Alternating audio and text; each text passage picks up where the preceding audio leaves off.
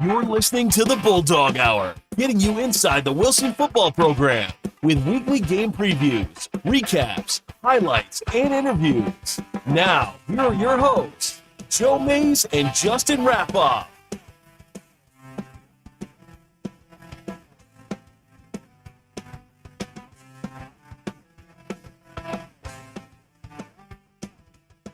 Good evening, everyone, and welcome back to the Bulldog Hour. I am one of your hosts, Joe Mays, and sitting here next to me is my co-host, Justin Rapoff.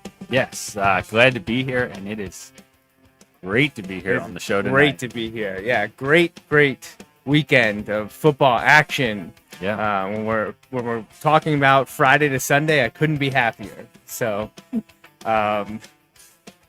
I don't know, maybe that's a deep cut for a lot of you out there because I'm a Dolphins fan. So it was rough Thursday, and honestly, everything leading up to Thursday and since Thursday in the NFL wasn't exactly ideal. But Friday, Saturday, Sunday, I don't really have any complaints about. Sorry, Roll Tide lost. You were there. Yeah, rough one for Columbia. It was a rough one for Columbia, but it was awesome being back and saw some friends. Which I didn't know were going to be there, so that was cool. It was my first time back there for a football game in probably over 20 years. Yeah, it's been a while. While. It didn't work out. I couldn't join you, unfortunately. I would have liked to, but we met up on Saturday in Shillington for the Wilson-Mifflin game, and by and by, went pretty well. I mean, a Wilson win is great. Yeah, I'd give it 4 stars. Yeah, it was weather would be the only thing. Weather was bad. Right. Yeah, and that's the thing I was very frustrated about. Even though if you check the weather on your phone at any given moment during the game, if you check the radar, it said it's not raining. Yeah, and you look up, or actually, you didn't even have to look up to know that's a lie. And yeah, I don't want to get into the science behind all that. I understand. And the technical specifications or don't worry, shortcomings of radar. I was talking to Paul in the press box about it with in regards to the science and of the weather. I was like, oh, he's taking this great. Paul's laughing. Yeah, that was so. It being a Saturday game to begin with already threw off everyone and made everyone mad. Everyone was mad about it. It being at Mifflin, obviously, everyone's mad about that too because we all know why, for a variety of reasons. Which were aired on the Facebook page many times in the week leading up to it, especially after I posted ticket information. Right.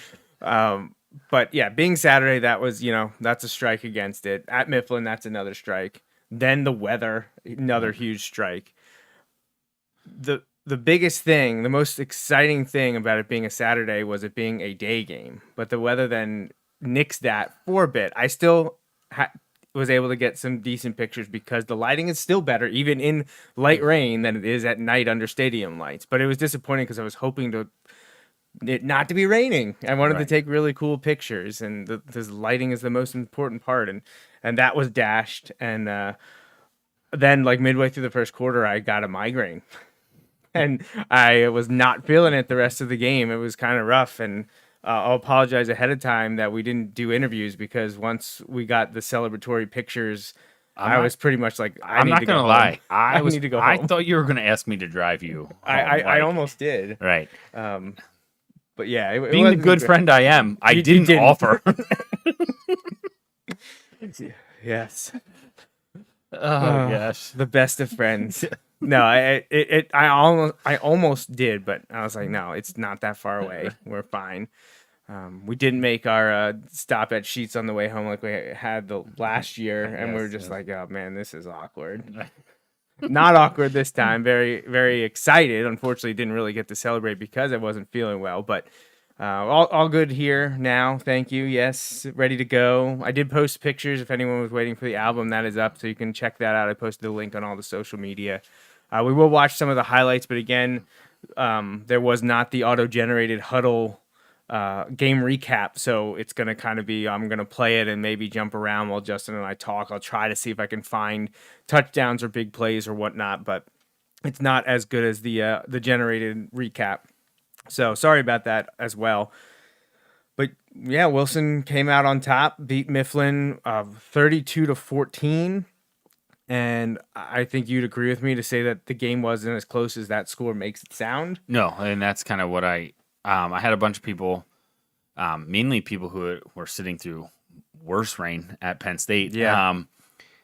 Asking me like, hey, for updates or recaps of the game. And that's essentially what I told them. I said, it ended up 32-14.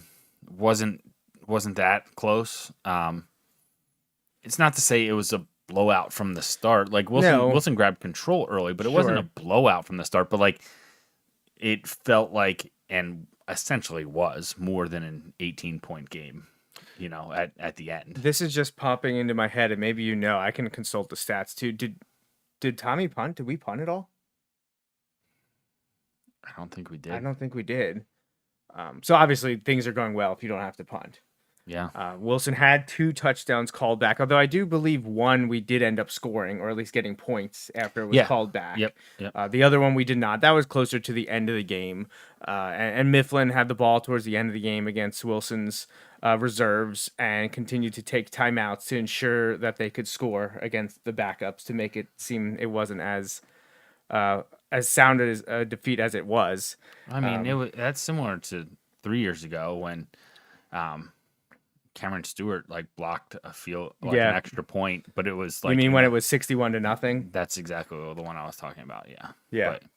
So the series has not been contested. And I think Drago and a number of other people have harped on that this week leading into it in the kind of their previews about how it's been a while since we've had a good game. An exciting game. We're good. We're all fine with the result from Saturday. But in terms of a close game, it's been a few years because it's been blowouts or multiple score games a number of times now. Since I've been going to the games, I've been to every Wilson-Mifflin game since 2011.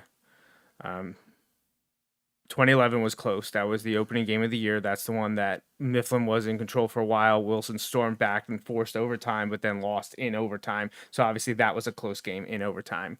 Then for a pretty resounding Wilson win at the beginning of 2012, I believe it was 21-0. Mifflin made it more of a game in the district semifinals in 2012. We got to play them twice that year, the first year of the traveling Gursky-Lynn Trophy. Wilson ended up winning, I believe, the second game 21-14 to go to, I think that was to go to the district championship.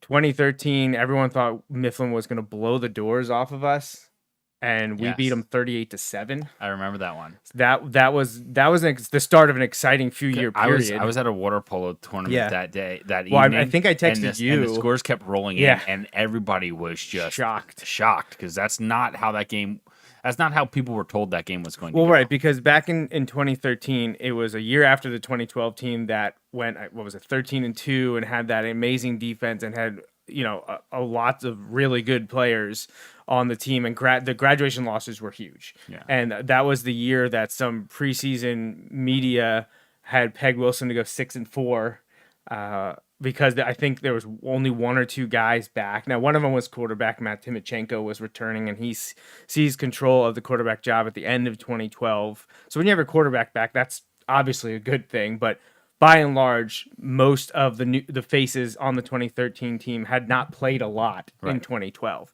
And all they did was go 10-0 in the regular season and was a Joey Julius field goal away from making it back to the district championship game.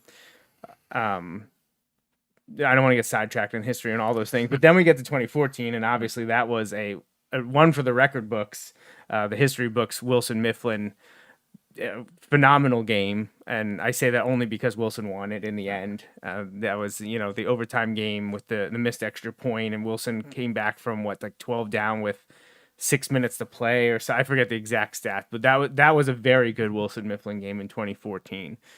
2015, that was a weird one. Do you remember were you at the 2015 game? I think I was at the 2015 game. That was the game where there were a lot of cramping and delays.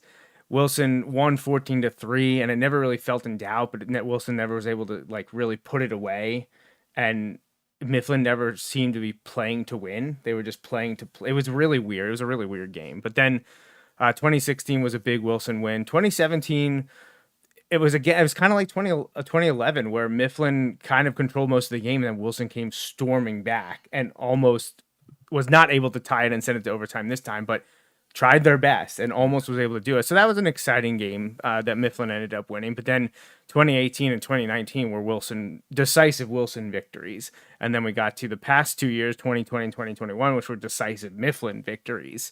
And then this year, 18 points is, I'd say, a pretty decisive victory. Yeah, there was very little time, I felt like, where in the second half where the outcome was, I don't want to say not determined, but because obviously it's always up. But like, I was comfortable, and that says a lot because I am always figuring out ways things can go wrong. Yeah, that's us. Yep, that's exactly us. But that never came about. I was anxious before the game. Oh yeah, because Coach Doms and all the coaches have said this. A lot of times it doesn't matter in a rivalry series. Oh, absolutely and there's not. a bunch of history that you can go back with over the decades of Wilson-Mifflin that records didn't play in. I mean, I think the most well-known one is that Coach Gursky's final game was against a Mifflin team that I believe was like 2-7 or something. I just read this 2-8, and Wilson lost. I mean, Right. Gursky's last game as head coach to a Mifflin team that was not very good. right. So, and I know one of the most famous ones is in, I think it was the fall of '96 when John Gilmore was a senior. I think that was one of the only times that Mifflin has had a share of a section championship in the LL League was in 1996, and that was I think that was in 1996.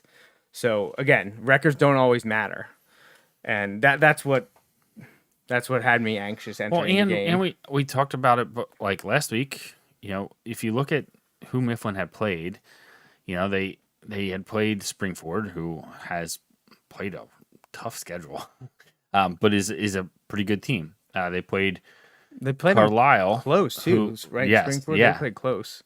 They played Carlisle, who got blown out. Was that this week? Yeah, They got Thursday blown? night. Yeah, Right. But like is a pretty solid team and is going to be in the district, field running. looks to probably make it in Right. the district And three field. and to Exeter, Right. like so. And they had a blowout win against Muhlenberg. Right. And they beat Boyertown, who's been close. Right. That was close. Right. So you look at those though, and you're like, okay, well the teams that they lost to are pretty good and probably all district qualifiers. You know what I mean? Like, or there's a chance that they're all going to be district qualifiers, and that would still be true after this week.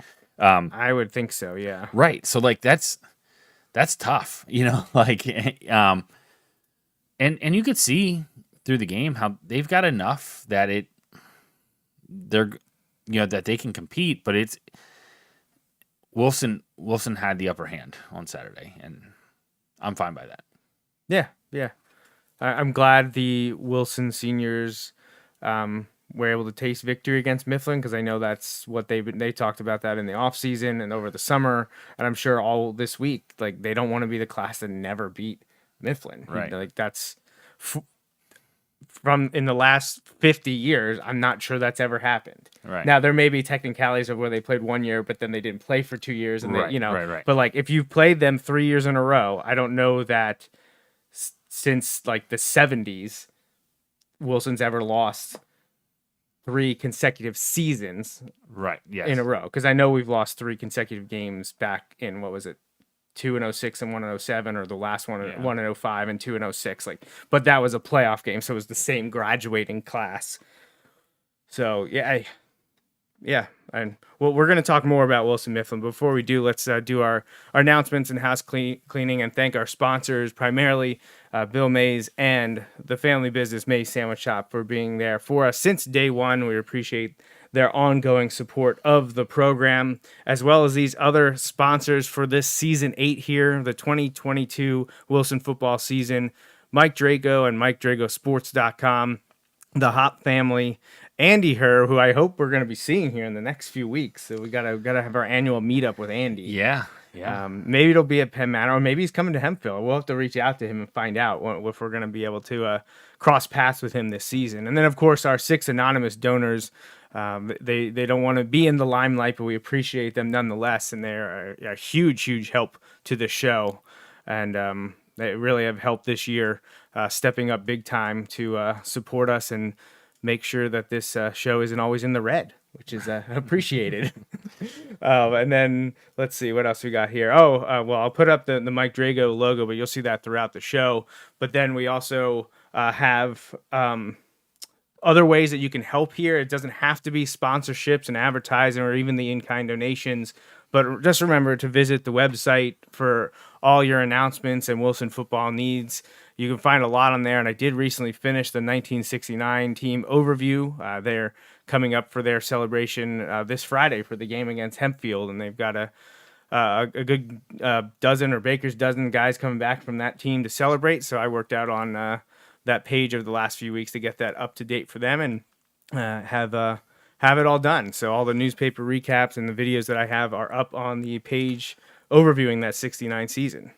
This is obviously a sidetrack here, but it was cool that Mifflin had 4 players, including 2 captains from the 1957 team.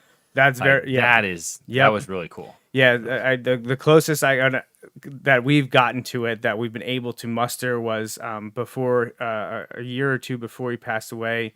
Mr. Lippincott joined us for the flag football game. He was an honorary captain and did the coin toss with Bob Mitzel, who played in the 1950 team, the first team to win a league championship. Mr. Lippincott played on the 1945 team, but that was very cool to have, people from literally 60 plus years ago, 70 plus years ago back to celebrate. And we've honored the 50 team as well as the 67 and the 69 team just to make sure that they get the recognition they deserve from the trendsetters, the people that were there at the beginning. And that was cool to see Mifflin be able to do that. When you see those like crazy numbers, like that's just pretty cool. You're like 57. Yeah. Wow. Like, that's going back there a ways. So that was very cool.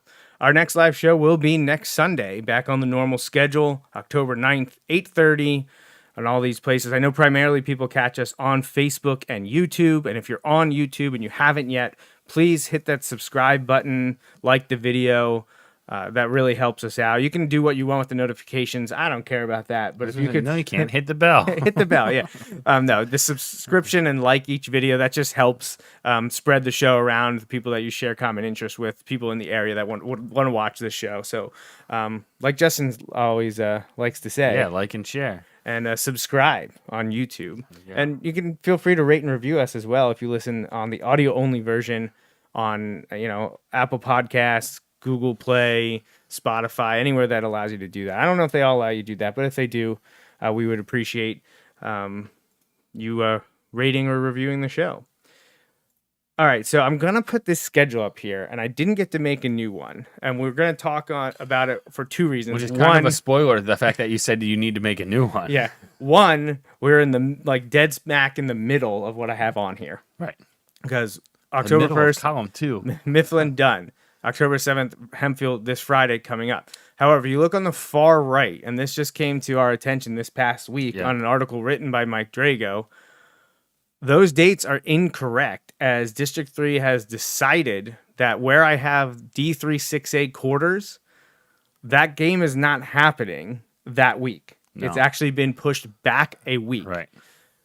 District 3, 6A, and this is 6A only, so this is specific to Wilson and the 6A schools. No one else in Berks that is in contention to make the 6A field. There's going to be a bye week that week. So there will be no Wilson football game, no matter where Wilson ends up in the long term, whether it's in the playoffs or not. There will be no Wilson football game November 4th or November 5th.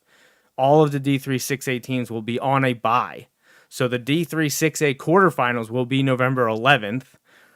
The semifinals, the final 4 in District 3 6A, will be November 18th. And the district championship will now be either Friday or Saturday, depending on the host, of Thanksgiving weekend. Right.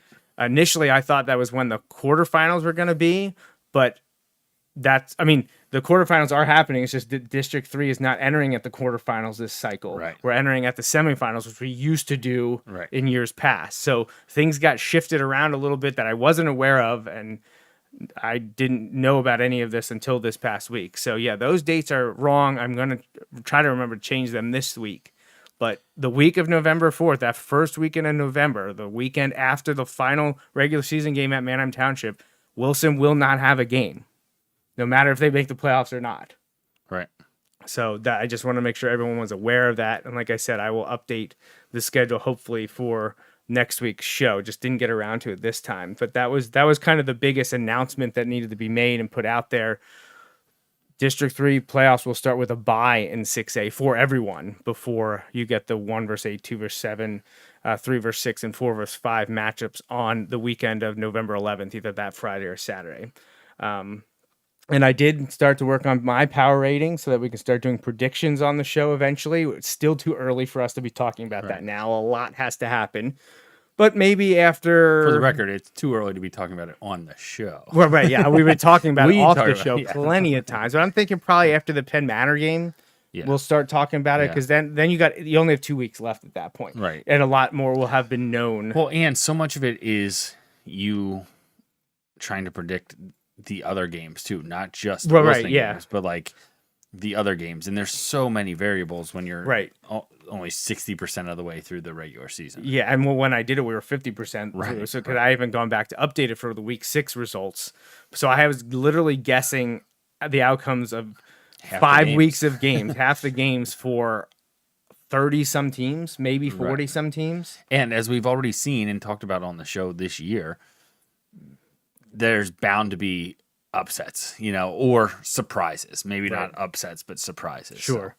So, all right, well, let's get back to Wilson-Mifflin. I will play some of these highlights while we talk about the game, by and large, what we haven't covered so far, and then we'll get to our player of the game and do a little bit of a preview for Hempfield, which is coming up this Friday. A lot happening Friday night, not just the Wilson-Hempfield game, but plenty of other events as well. So let me get this thrown up here for you, and we're going to start after the opening kickoff. So this is the first series of the game. Mifflin has the ball.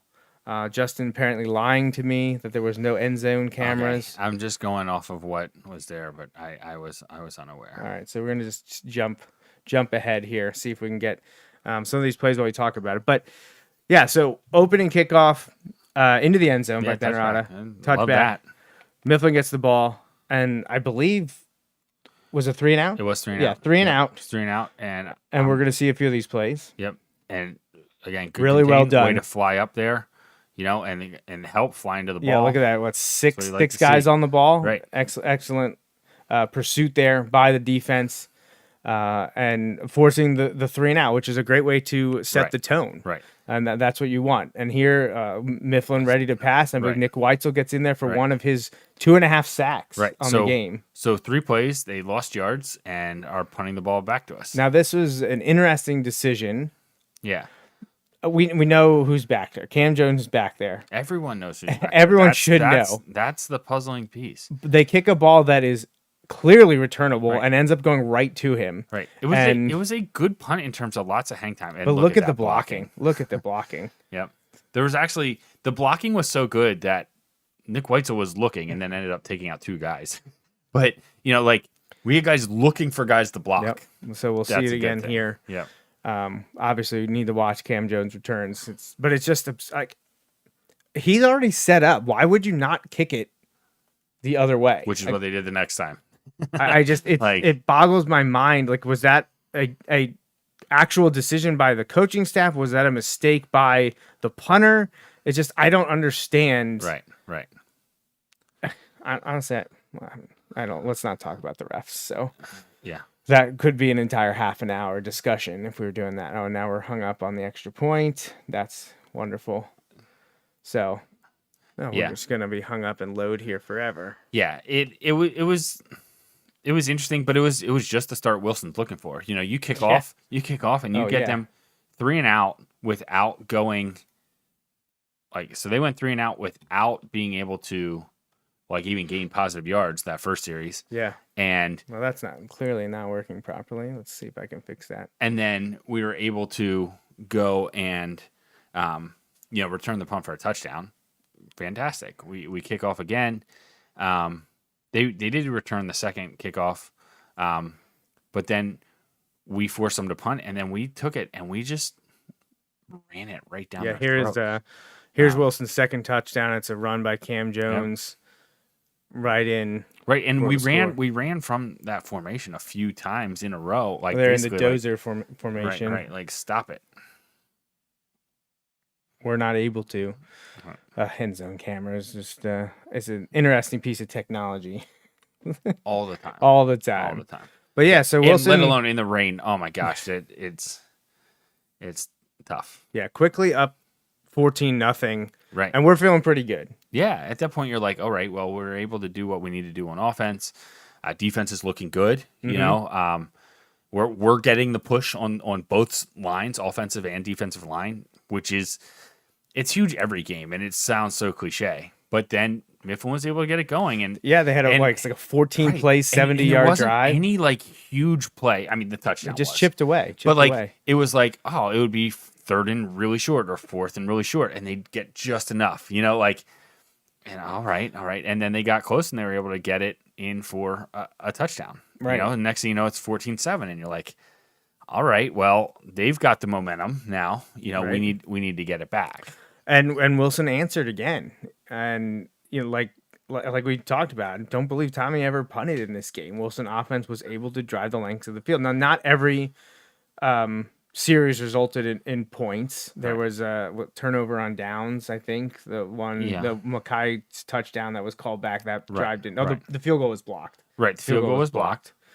But here's a nice run by Tommy there to set up what is going to eventually be a touchdown. I believe not this play, but the next play. Here's one of Eddie Case's 5 catches for 99 yards.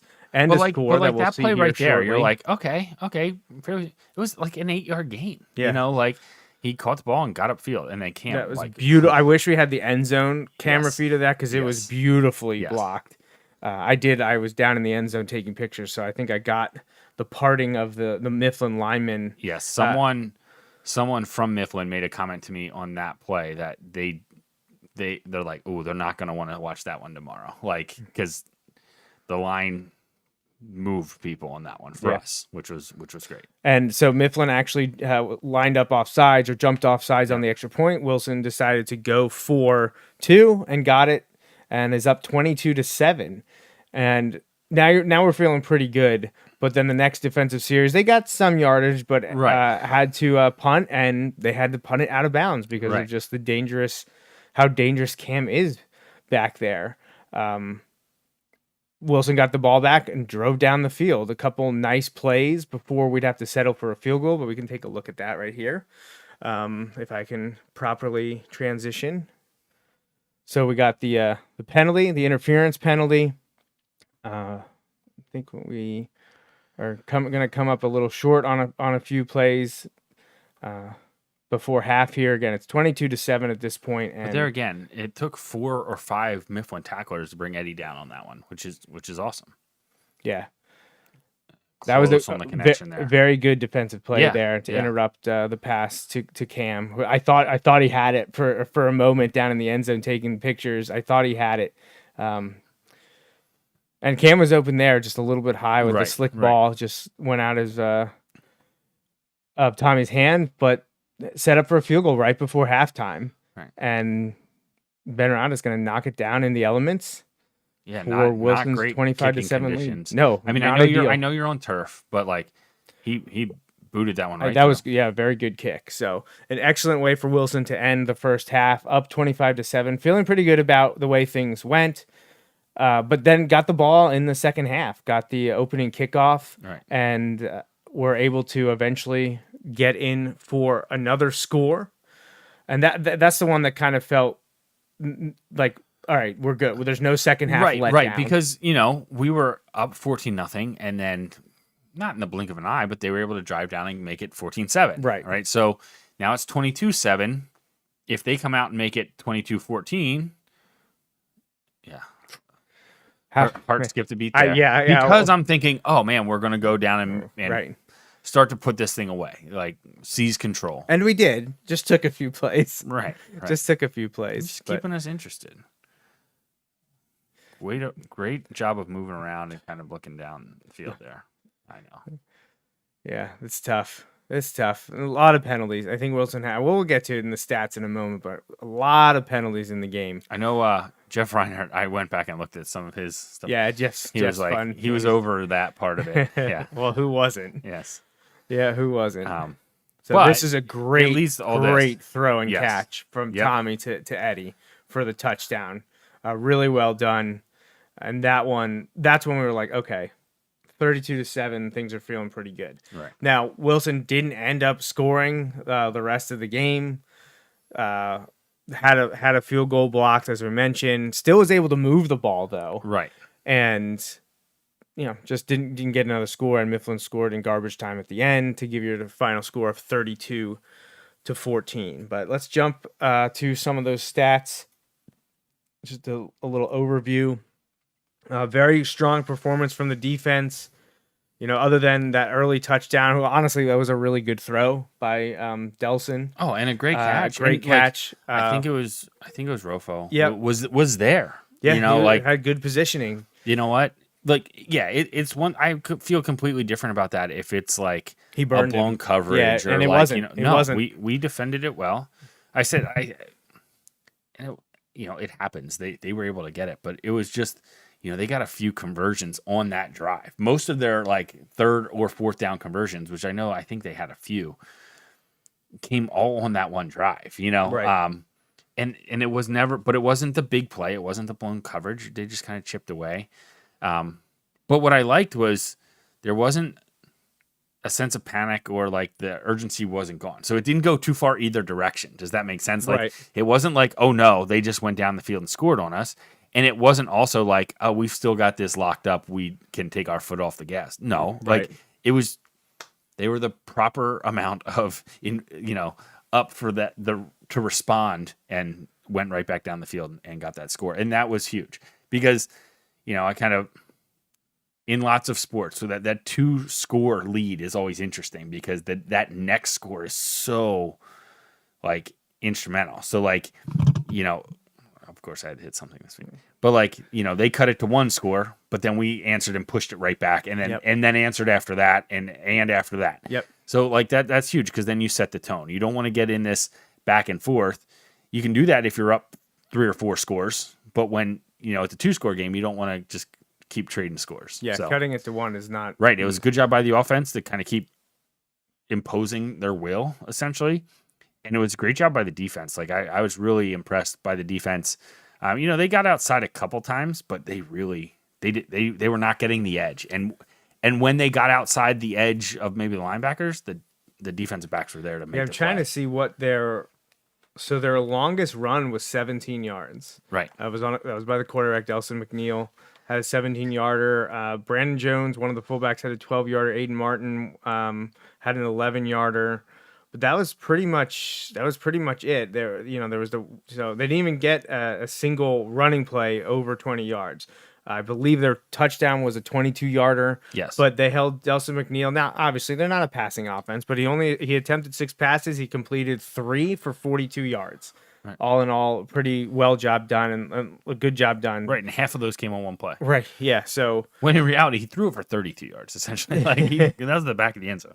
Yeah, and defensively there was a couple of standout guys for sure. Key among them, Nick Ricona, 5 tackles, 1.5 for loss, including half a sack. He shared that half sack with Nick Weitzel, who had 3.5 tackles, but 2.5 of them were sacks. Yeah. So a big game from Nick. He seemed to always come up with a big tackle, big play, or force something back inside when Wilson needed it to happen. So big game from Nick Ricona and Nick Weitzel. Also, once again, Isaiah Cassius. We talked about him in the Reading game and the strides he's made since the beginning of the year, and was good for 5 tackles, including a half for loss. And we mentioned Rofo had great positioning on that touchdown pass, but just couldn't swat it down.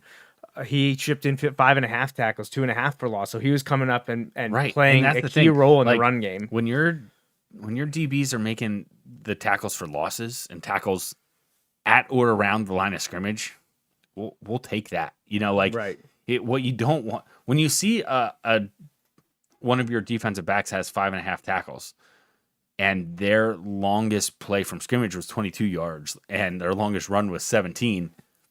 That's good. You know, Right. like you see a That's DB very with good. lots of tackles, that could be, a sign for concern. It was not. You watch that game, and they were for the most part doing exactly what they're supposed to do, and that's what we like to see. Yeah, and the last defender we're going to mention, he's only last because he ends up being our player of the game, with the asterisk that, remember, this was an even week, so we're not going with Cam Jones. We're going with another player that earned it, in addition to all the guys we just mentioned, who all could have been picked as player of the week, and we're talked about. Yeah. But there was someone that contributed in a big way on both sides of the wall, not named Cam Jones, and that would be junior wide receiver and defensive back Eddie Case. On defense, he had 2.5 tackles, including a pass breakup. Yep. But then offensively, he was the go-to guy for quarterback Tommy Hunsaker. Tommy was 7 of 12 for 113 yards, and that score went to Eddie Case, who caught 5 balls for 99 yards. So just so close to going over 100-yard Right. receiving game, one more yard, but he had the touchdown catch, and he had a great game defensively as well.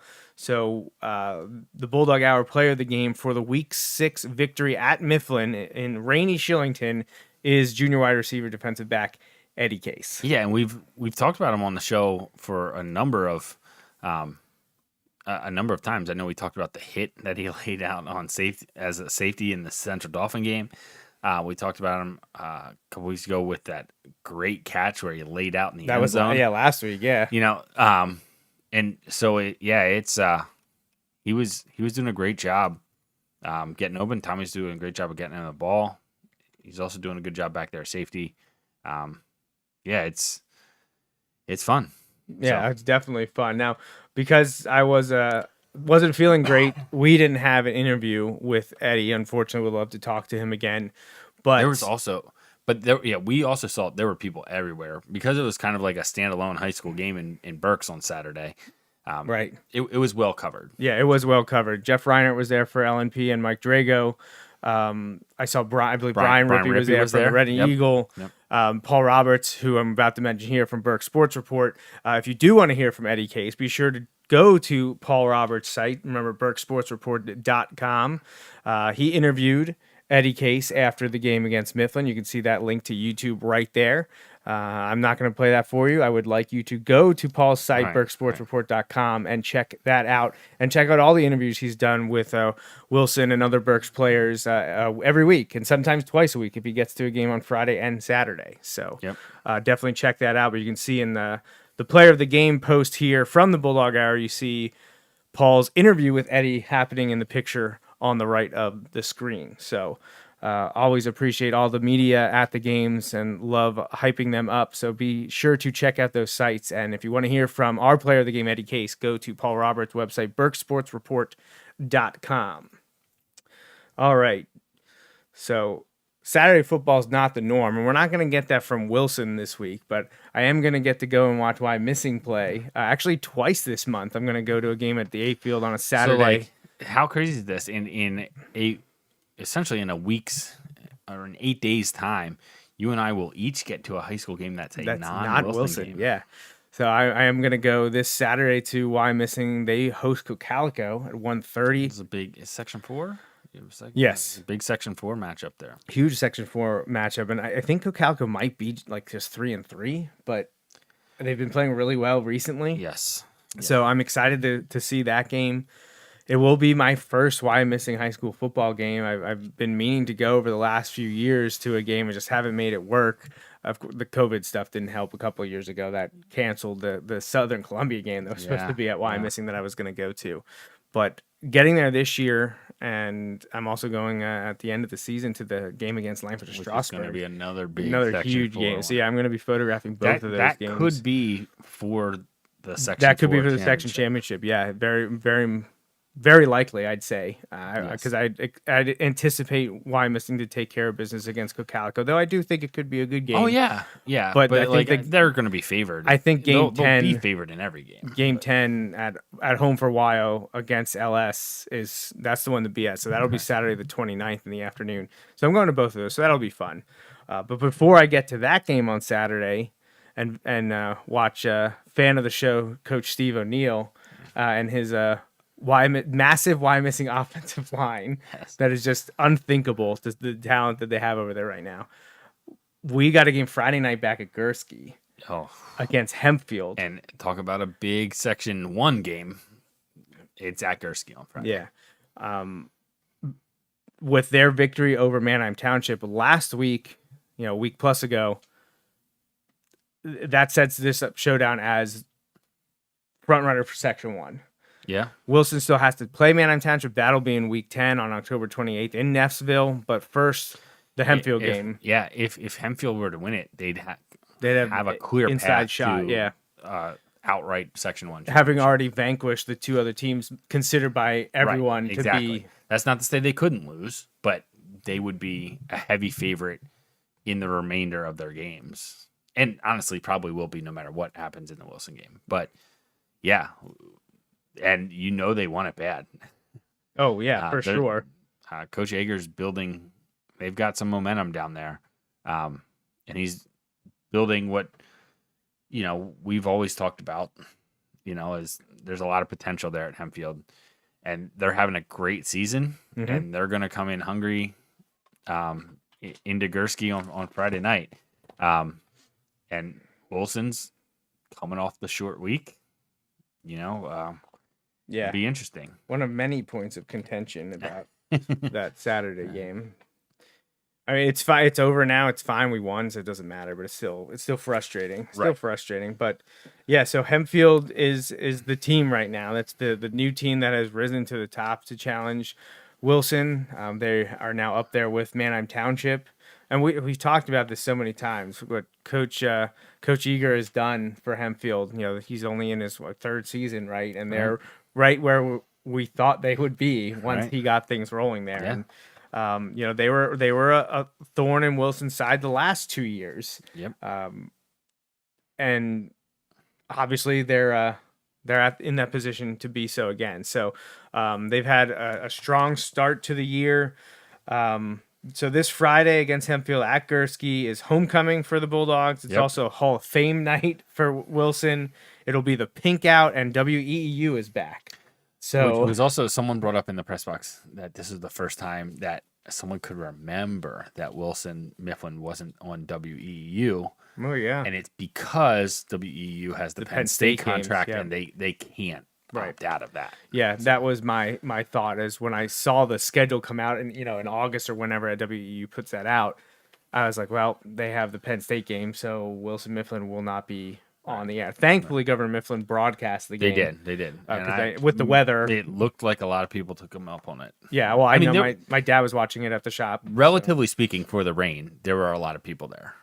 But for a Wilson-Mifflin game, there were not. No, right, yeah. I mean, and weather's different. I bet that the stands are much more full. 100%. Absolutely. But that is why you broadcast the game, so people still get to watch. Because if they have to choose between not watching at all and going in the rain, I still think a lot of them are going to pick not going at all. The vast majority are just not going to go at all, right? So Friday the 7th, Hempfield. This is the 40th meeting between the teams. Wilson leads the series 29-10, and the Bulldogs have won, believe it or not, the last 16 games in this series. The last Wilson win was just last year, October 22nd at Hempfield, 28-21. That was a dicey game. Ended on a Hail Mary, towards the end. It did end on a Hail Mary by Hempfield, which was incomplete. That was a game that felt like Wilson. Those were Brad and Jaden had to fight back and earn it, and Brad and Jaden really took control. We interviewed them after the game. It was a lot of fun. I mean, anytime you win, it's fun. But they definitely earned it. It might have been before that, but it felt like that was the game where that running identity really kicked in. Yeah, right. The last Hempfield win, like I said, Wilson's won 16 in a row. So the Black Knights have not gotten the best of the Bulldogs since October 21st, 2005. That's a game we've talked to Coach Wolber about, because Hempfield put up 56 points in that game. Wilson lost 56-28. We brought up, the average amount of points that a Wilson defense surrenders. You don't drop 50 on Wilson very often. That is not something that happens too often. So we brought that game up with him before to talk about, to bring up the bad memories, because we like to bring those up. But yeah, so we mentioned Coach George Eager is the head coach of Hempfield. They were 7-5 last year and lost to Harrisburg in the semifinals. But having a very good season this year. They opened the year with a 30-13 win at Dallastown before hosting York William Penn at home and squeaking by in that one, that was a classic 35-32. Very, very well played game. Very exciting offensive output, with Hempfield coming away with the 3-point victory. Then also hosted Central York, so 3 straight York area teams in the first 3 weeks for Hempfield. They did fall to Central York 20-30. That game was at home, but again, another close game against a D3 6A team that's going to be there in the playoffs. Quite possibly one of many teams that may be 8-1 or 9-1, because right now Central York's only loss is to Cumberland Valley. Hempfield opened LL Section 1 play with a 42-7 win against McCaskey, and then the big one on September 23rd went to Neffsville and beat Manheim Township 17-14 for the second year in a row. Second year in a row to beat their crosstown rival. And that was a big one. They scored in funky ways too, right? Wasn't there a Hail Mary at the end of the first half? Hail Mary, yep. So there was a couple wacky things going on in that game, but Hempfield got the better of Manheim Township. I actually flashbacked to, I don't know that that's a word. Well, I flashed back, not backed, to, was it 2 years ago when Manheim Township scored right before half on a Hail Mary against us in Neffsville. Well, Hempfield scored right before. But Township. Hempfield scored right before half a few years ago on us. I think it was a kickoff return, wasn't it? We had just scored to go up by 2 scores, and they immediately returned the kickoff. So they have these late half Hail Marys and kickoffs and ways to score points right before half. You got to be careful with that. Yeah, don't give up until the clock says 0. And then this past week, Hempfield beat Penn Manor 34-7. Though I do believe that game was close at halftime. I thought it was a close score. I could be confusing with another game, but I thought that game against Penn Manor was close at half, and then Hempfield opened it up in the second half, and possibly 1 or 2 defensive scores. Fumble recoveries, I think. So got to be careful. So protect the ball. Hempfield's able to do it in all 3 phases, like a George Eager coach team you'd expect from the guys he's learned from. Right, exactly. We talk about that. He has ties to Township. He has ties to Wilson. He has collegiate ties. Ties to Franklin and Marshall.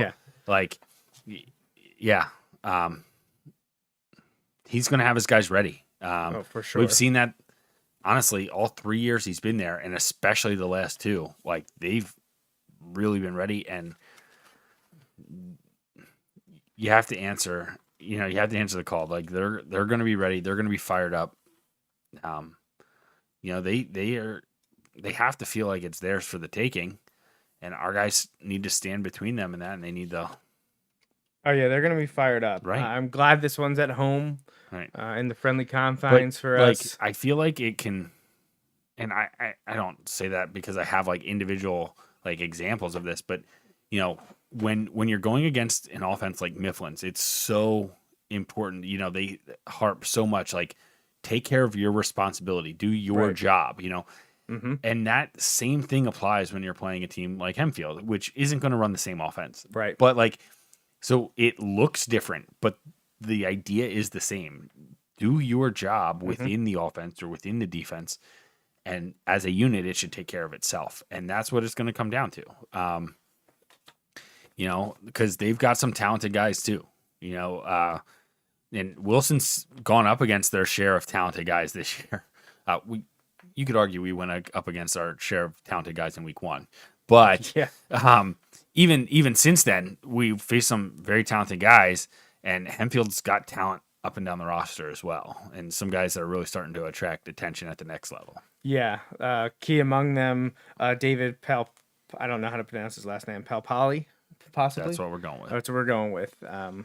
He's the big one, big offensive lineman, only a junior, but a very, very good player.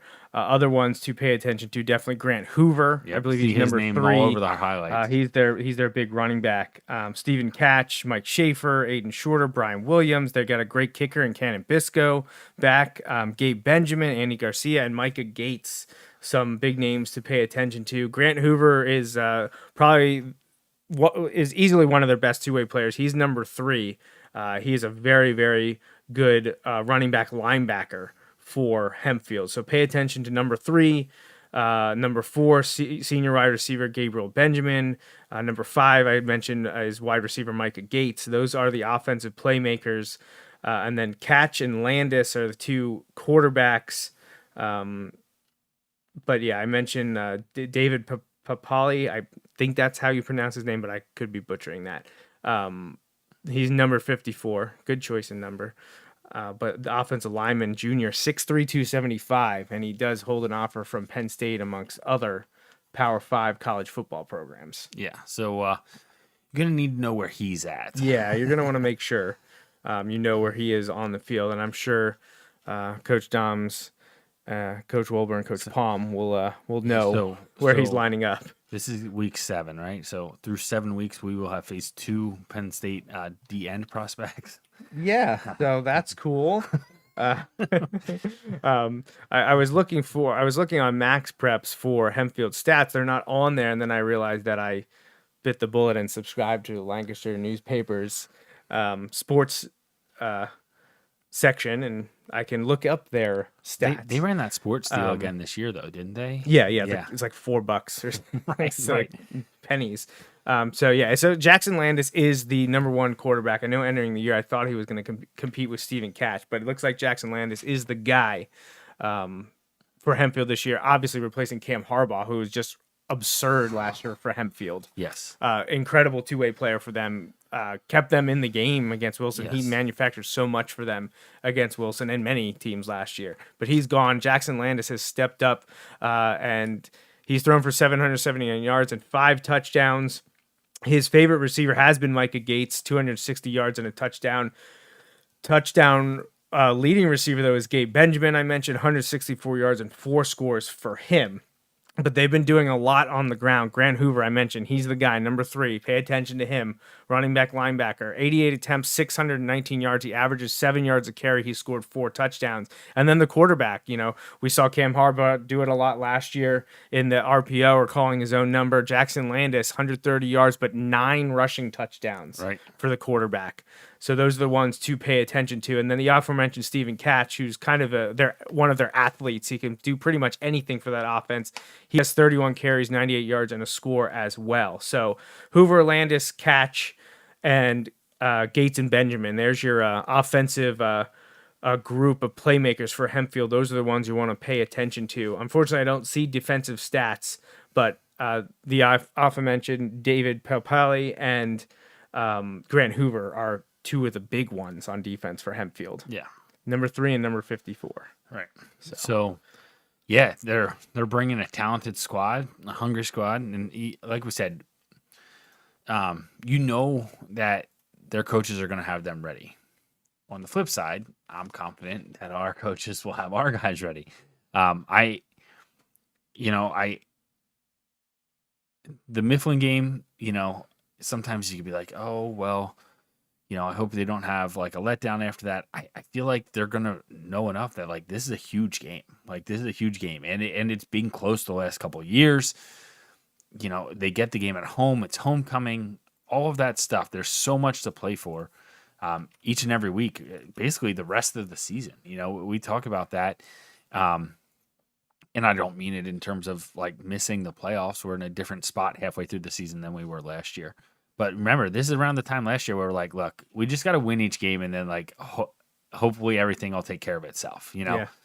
But we got to win each game, and that's kind of where you look at Wilson. Like, look, there's going to be a lot of things that we can't control. Who's beating who, or if we need an upset in another game or whatever. But like, you have to win your games, and so when you look at it, Hempfield's coming to town this week, and you need to take care of business this week, and they're going to put up a fight. It's coming, so you have to be ready. Yeah, then Hempfield came to Gursky 2 years ago during the COVID season and put up a fight. Wilson eventually came away victorious 27-12, and that actually was the final game against a section opponent, and that gave Wilson the outright title. Section 1 championship in 2020 was Wilson's defeat of Hempfield 27-12, and then just last year, Justin and I have talked about it a little bit, but it was much of the same, just down in Landisville this time, having to go down to Hempfield to play, and it came out in Wilson's favor, but it was a battle. It was a very closely contested game, and Wilson had to be on top of their game to come out on top.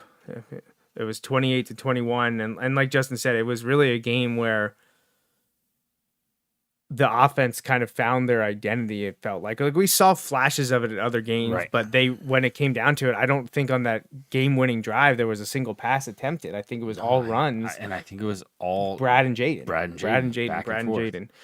And those guys aren't there, and the offense is a little bit different this year, maybe a little bit more flashier than not as gritty, or at least you don't have the running back powering through. Right. But you still have a shifty guy, a quarterback, a receiver, and a rotation now at running back that hopefully will make some Hempfield defenders miss, and we can get in the end zone. No celebratory touchdown cannon at Wilson. Sorry to disappoint many out there that it will not be occurring. It got me on both of them too. It did, I know. The first one is a surprise, okay, because I'm like, they're the Mustangs, but all right. When I went to the Navy game, a month ago, didn't surprise me there. Like I was fully prepared for the cannon to be shot off there. Caught me off guard at Mifflin, and then it also caught me off guard at the end, just because I was over it at that point. So I forgot about this, but Jaden scored the go-ahead touchdown, which was 32 seconds to play. So I believe Hempfield had tied the game at 21, right? Yeah. And Wilson got the ball back, drove down. The length of the field was a long, maybe a 65, 70-yard drive. Right. Scored it with 32 seconds left. And, of course, like you mentioned, Hempfield got the ball and got close to midfield. And Cam Harbaugh just had one of those, who just ran around like crazy. And heaved it to the end zone. I think it went out the back of the end zone. It might have. But there were a bunch of Wilson players around, because I remember sending out a tweet with pictures that I took. Right. Absolutely. Yes. So that's what we got going on this week. Wilson Hempfield with all that action, homecoming should be a good one. Athletic Hall of Fame, Pink Out, WEEU. Come on out to Gursky on Friday night. Yeah, definitely be there, and hopefully the weather will be better. I think it's actually supposed to be kind of maybe cool and wet Tuesday, Wednesday, but then get nice Thursday, Friday. So it should be a good one. Should be perfect. Yeah, get to Gursky and see the Bulldogs take on Hempfield. It should be a classic Section 1 showdown. Yeah. And on a Friday night. Amazing. I didn't know if that was going to slide through there. You're just poking me one more time, huh? Right. Well, I forgot it last week, but I did. I'm not going to miss it this week. It's October and I showed up and the Christmas tree is still not up. We're almost through that second column. But hopefully there's a bye week in our future, and that might be the week. That might be the week. That might be the weekend. Yeah, tree goes up. That could be the weekend. We'll have to figure that out. I don't know if you can hold off that long. What I'm gonna do, just out of spite, is I'm gonna put up a Christmas tree back there in 2 weeks. The tree that comes up down here, I'm just gonna put it up there, just to get out in front of it. Right.